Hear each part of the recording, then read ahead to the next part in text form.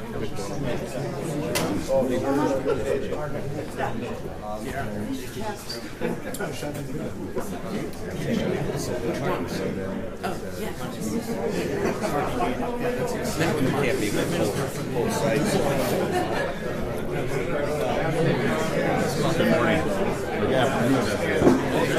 it all right if I stand here? I got paying attention to my access. That's right, we got the access. That's right.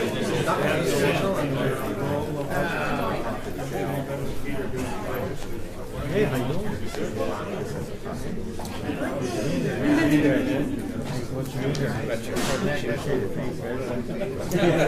Don't fight.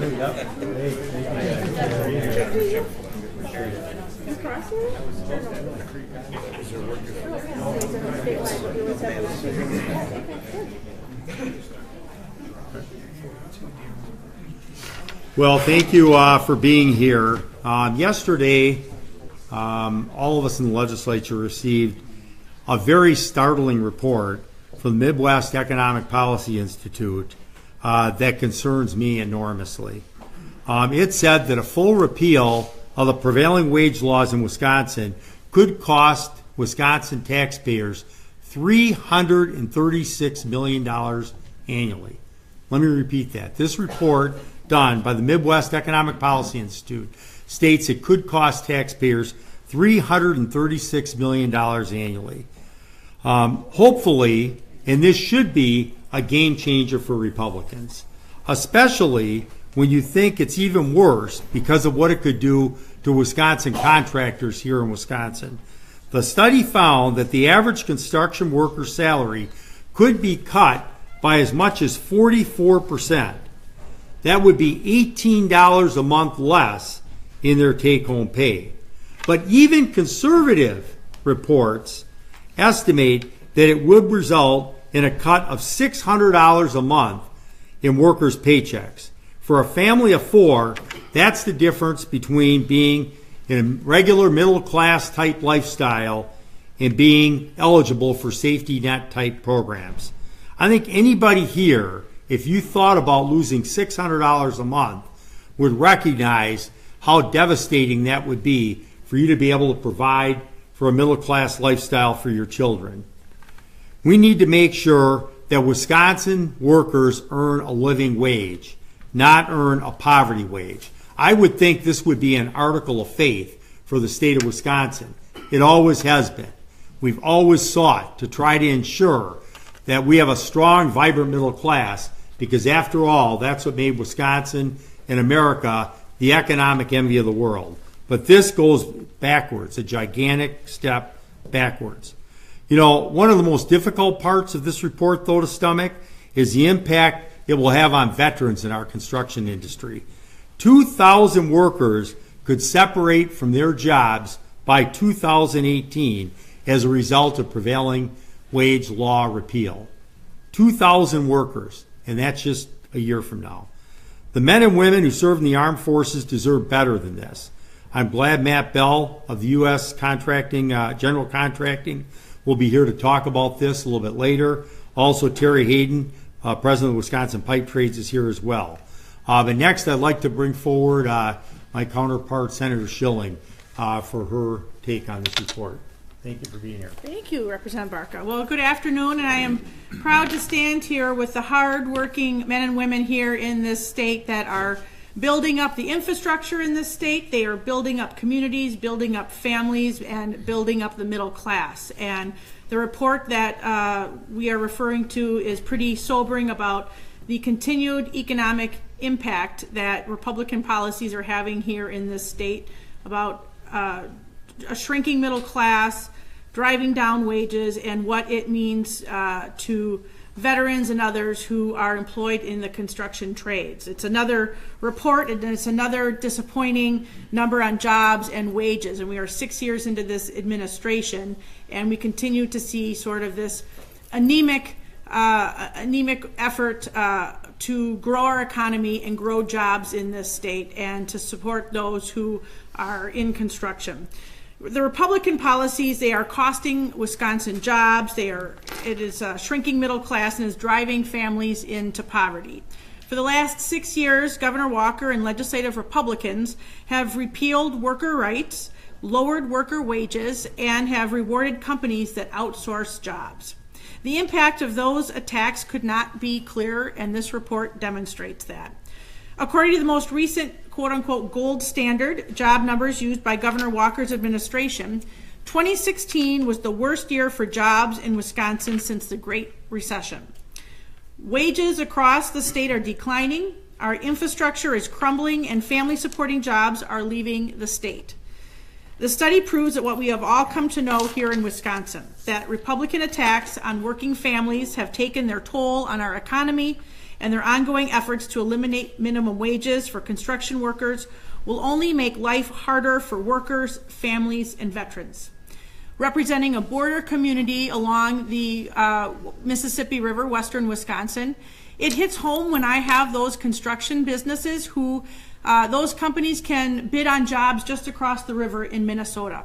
That they have, a company has moved an office to Minnesota to be able to bid on jobs because there is a consistent investment in infrastructure in Minnesota. And that company's just looking out for their workers, just looking out for what is best for that business and for those employees and their families to have jobs and wages that are sustainable. If Republicans want to build roads with cheap out-of-state labor, we're going to get cheap, poorly constructed projects that end up costing everyone more in the long run. Democrats are committed to raising family wages. We are committed to protecting Wisconsin jobs and making sure that everyone who works hard has the opportunity to get ahead. Next, we have Matt Bell, who will join us, and Matt has served in the U.S. Army for 20 years, including 2 tours in Operation Iraqi Freedom and 1 in Operation Just Cause in Panama. After he retired, Bell went to work for U.S. Vet General Contracting in 2011 and bought the company in 2013. Matt, thank you very much for being here. Sure. Bear with me, I'm not a public speaker, but anyway, good afternoon. Again, my name is Matt Bell. I am a 20-year veteran. I served 3 combat tours in my career. One was for Operation Just Cause in Panama, and then I served 2 tours for Operation Iraqi Freedom. I'm also the owner of U.S. Vet General Contracting based in McFarland, Wisconsin. U.S. Vet Contracting specializes in commercial contracting. I hire veterans. Why? Because they're committed to the mission, they're good workers, and want to continue to serve their country as well as their communities. This is not a union issue. I employ both union and non-union workers, and the effects are still the same. The new study only outlines what we already know. Prevailing wages will repealing prevailing wages will hurt my employees, their families, as well as my company. It's very simple. If you create a work environment that suppresses wages, drives people from a meaningful career in construction, and encourages out-of-state construction companies to take Wisconsin jobs, you will drive people out of their jobs that they love and deny them from the ability to provide for their families. You don't have to be an economist, you don't have to be a politician to understand this. It's common sense. Please preserve prevailing wages. Show that you care about the veterans and their commitment to the families and their communities.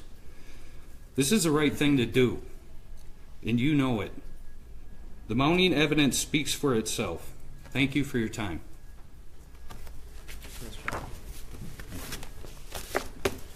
Thank you. Next, we have Terry Hayden, who's president of Wisconsin Pipe Trades. Thank you, Peter. All right, good afternoon. Like Peter said, my name is Terry Hayden. I'm president of the Wisconsin Pipe Trades Association.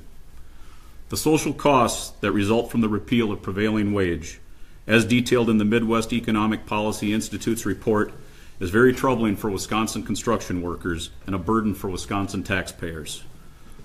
Because you see, the men and women of the building trades are an important part of the middle class and an important part of Wisconsin's economy. The men and women of the building trades work hard. They get up early and frequently need to travel long distances to the construction projects where they're working. They take pride in their work and they pay their own way. In exchange for a fair day's work, they earn a fair family supporting wage, but it's more than just a wage. Through their wage package, the men and women of the building trades fund their health insurance, their retirement savings, and their training. Training that not only assures that their skills are continually updated to meet the needs of an ever-changing construction industry, but also the training and development of the future workforce through apprenticeship to assure that there's an adequate supply of skilled workers to meet the needs of Wisconsin contractors. Speaking of workforce development, we in the building trades applaud the many Wisconsin lawmakers who are focused on workforce development in our state. We agree that we don't necessarily always have a jobs problem, but in many cases have a skills gap for the jobs that are available. We understand this because the men and women of the building trades have always focused on workforce development. And collectively, we invest nearly $30 million each year in our Wisconsin training programs, currently without any taxpayer support. But we believe that misguided policies, such as the repeal of prevailing wage, policies that intentionally or unintentionally are designed to reduce the wages of workers in our state, are counterproductive and will have a negative effect on both Wisconsin workers and the Wisconsin taxpayers, as is reported in this study. Like I said earlier, the men and women of the building trades work hard.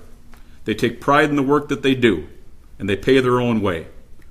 But if their wages are driven down by 14 to 44%, as described in this study, they will have no choice but to redirect their dollars that currently pay for health insurance, retirement savings, and training. They will need to redirect those dollars to wages, simply in order to pay their mortgages and to put food on the table for their families. When this happens, they will no longer be able to pay their own way. Many will be forced to turn to government assistance, like so many other low-wage workers. Just think of the social costs. Reduced tax revenue, and increased utilization in government assistance. It's terrible and it's bad for Wisconsin. The Legislative Fiscal Bureau has concluded that the elimination of prevailing wage does not necessarily translate into lower cost construction projects for the taxpayer, but from this report, we can see that there's certainly a cost in doing so. Thank you. You can see this concerns so many of our colleagues. That's why so many people are here today. And this report, as we said, should be a game changer. And anybody up here would be happy to answer any questions you might have. Can you talk about the 336 million? I don't have a report. It's how are they getting that number? I'm hearing some bits and pieces, but can you break it down? Well, I don't have the report in front of me, but basically what the Institute did is they looked at when wages drop, and they looked specifically at a family of four.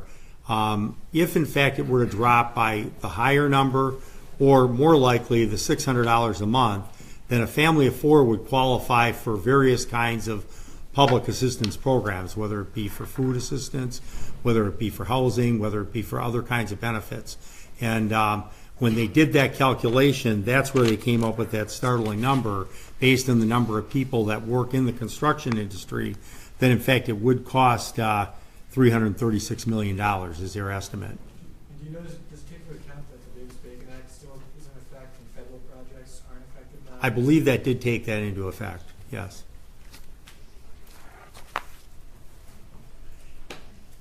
Any other questions? For folks who still have a couple of questions about the report, we can connect you with the authors of the study at the Midwest Economic Policy Institute, and we'll send out that contact information as well. Thank you for being with us. Thank you. Thank you.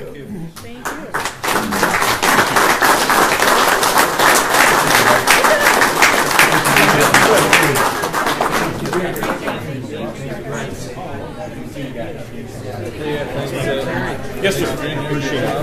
Thank you very much. Appreciate every minute. You know, feel like the information's getting out there. You know, at some